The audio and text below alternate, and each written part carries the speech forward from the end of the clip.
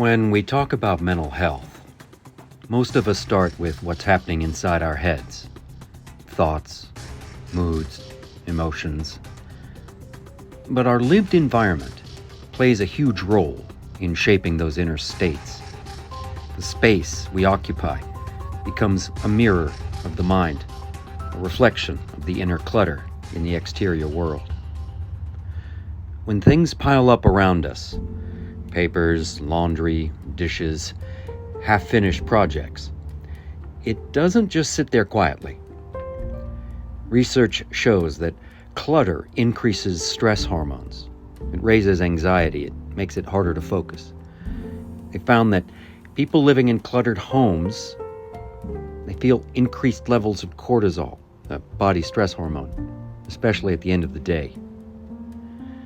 But there's another side to the story.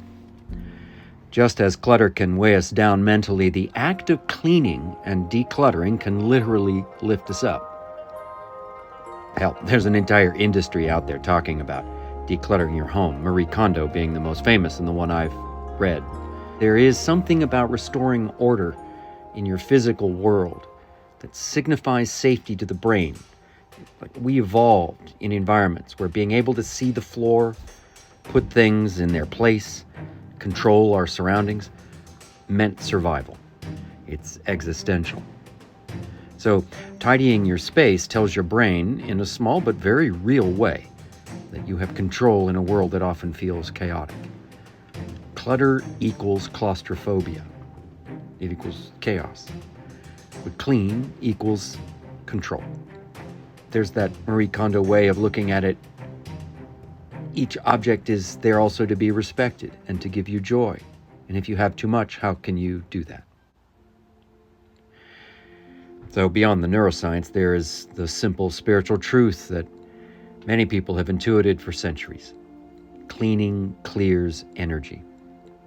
In traditions from all around the world, spring cleaning rituals to mindfulness practices, sweeping the dust away has always been about more than just hygiene. It's a way of making room for what's next in your life. Telling yourself, I am ready for the new things to enter. Even the motions of cleaning, wiping, folding, sorting can become a moving meditation. My broom, for example, is something I consider a sacred tool.